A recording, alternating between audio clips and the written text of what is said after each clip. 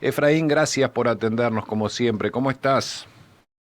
Hola Santiago, hola Luciano, no sé si me escuchan. Sí, Yo Perfecto, perfecto, aquí Efraín. perfecto. ¿Cómo anda el viejo continente?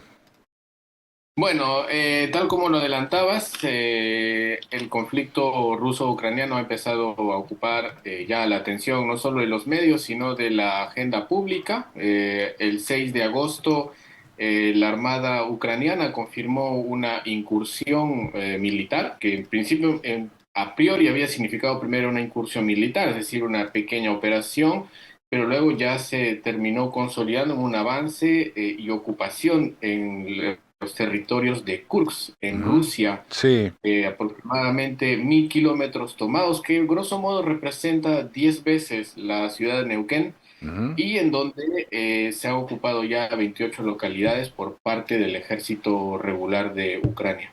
Bien. ¿Y esto qué quiere decir? ¿Que tenemos que esperar una contraofensiva de parte de Rusia?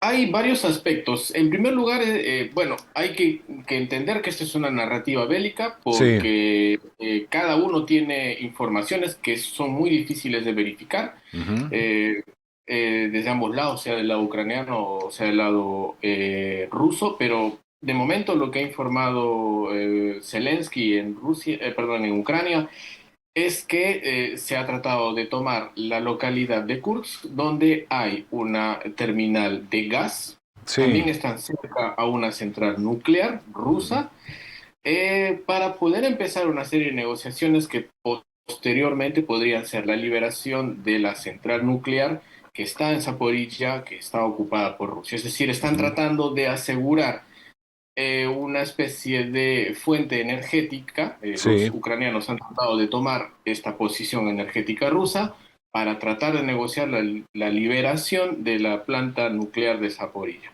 Eso es en primer lugar. Ahora, en segundo lugar, hay obviamente la operación de sorpresa, ¿no? Porque indudablemente esto ha llamado la atención. Aquí en Europa estamos en plenos Juegos Olímpicos y la operación militar se ha desarrollado en una situación de sorpresa para Rusia, porque si bien es cierto, la mayor cantidad de fuerzas rusas están concentradas en el Donbass, allí hay justamente en la zona del Kursk es donde habían entrado las tropas rusas, perdón, las tropas ucranianas. ¿Por qué aguanta tanto Ucrania cuando empezó la guerra parecía una invasión corta, ya todos la daban ganada por el ejército ruso? Entiendo que después a través de la OTAN se metieron los apoyos internacionales de otros países, eh, pero Ucrania sigue resistiendo, ¿no?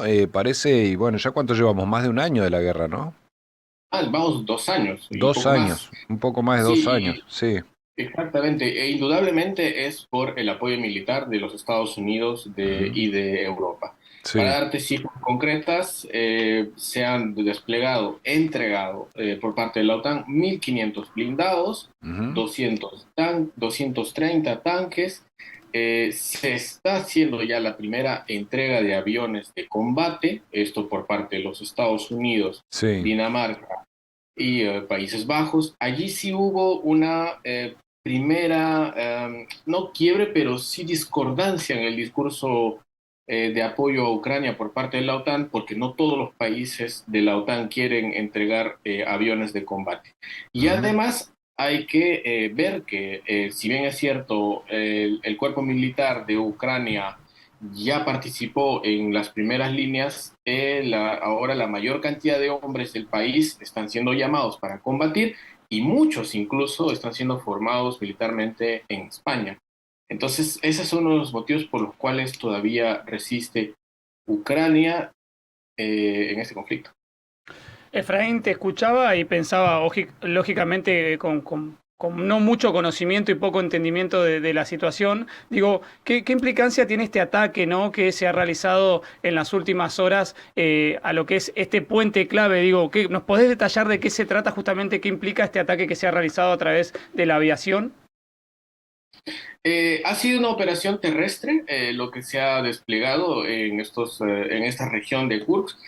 Tiene básicamente dos aspectos eh, narrativos, por decirlo así. Uno, justamente para que Ucrania pueda demostrar ante los aliados que son Estados Unidos y los países de Europa, es decir, la OTAN, de que todavía tienen capacidad de respuesta. En un momento se determinó y se quería llevar a Ucrania a la mesa de negociación para un cese territorial, es decir, no obligar, pero sí invitar a Ucrania a que pudiera dar alguna concesión en los territorios ocupados por Rusia. Ujú. La operación reafirma de alguna manera por parte de Ucrania de que todavía están en capacidad de combate.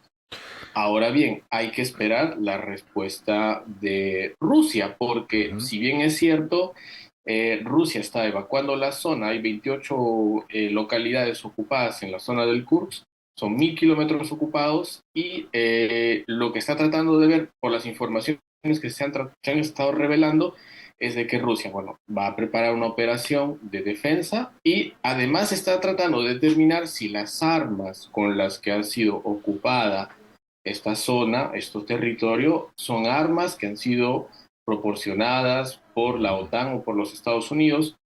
Y ahí sí ya la situación se torna particularmente difícil porque justamente ese es uno de los momentos claves que se podría dilucidar en la guerra, es decir, si es que las armas que está entregando la OTAN están siendo usadas en terreno ruso y además, como hito histórico, Rusia no ha sido invadida desde 1945 por Hitler y esta ha sido la Ajá. primera vez desde ese entonces. Desde aquella vez.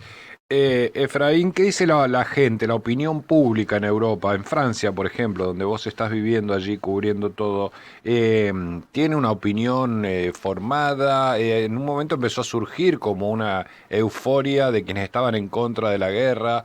¿Eso se ha planchado, digamos, o sigue siendo un tema presente en la mesa cotidiana de todos allí? El tema se ha vuelto cotidiano, es decir, Ujú. que la gente ha empezado a asumir la necesidad de defender a Rusia en el discurso de la gente, mucha gente. Ajá. Por otro lado, también ves, y sobre todo en las grandes ciudades, mucho movimiento de apoyo a la población ucraniana y sobre todo un discurso pacifista, Sí. pero planea sobre el concepto de los franceses y de muchos europeos Ujú. de que esta es una guerra de defensa a Ucrania y no precisamente una guerra contra Rusia. Bien. Ahora bien, es verdad que también se ve como amenaza a Rusia, la población lo determina como un punto de amenaza. Ujú. Hay un punto que me parece interesante remarcar A ver. y que causó mucha polémica cuando hace algunos meses atrás el presidente Emmanuel Macron habló de la posibilidad de desplegar tropas, oficialmente tropas francesas en Ucrania, lo cual Ujú. convertiría en cobeligerante a Francia y a toda la OTAN. Y allí sí la población fue bastante dura y Claro, no todos quiere quedaron saber tibios nada con eso, claro. exactamente en que era un tema que no se podía entrar. ¿Cómo juega China en ese conflicto? Lo vemos justamente en la incursión. China ha sido uno de los últimos países en hacer referencia a la incursión militar recientemente, el 6 de agosto, Ujú. por parte de Ucrania en territorio ruso. Hay un silencio por parte de China, hay un silencio también por parte de Estados Unidos en esta operación militar. Y hay un silencio también por parte de Europa, justamente. Es como que todavía nadie ha podido tomar posición respecto a este momento, Ujú. que es particularmente clave en el conflicto. Es la primera vez que Ucrania logra penetrar territorio ruso Ajá, bien. y no han tratado de sopesar lo que va a pasar. Ahora Bien. bien, se supo también que Rusia y Ucrania estaban en vías de negociación para poder liberar todo el parque energético ucraniano en Doha, en Qatar. Ujú.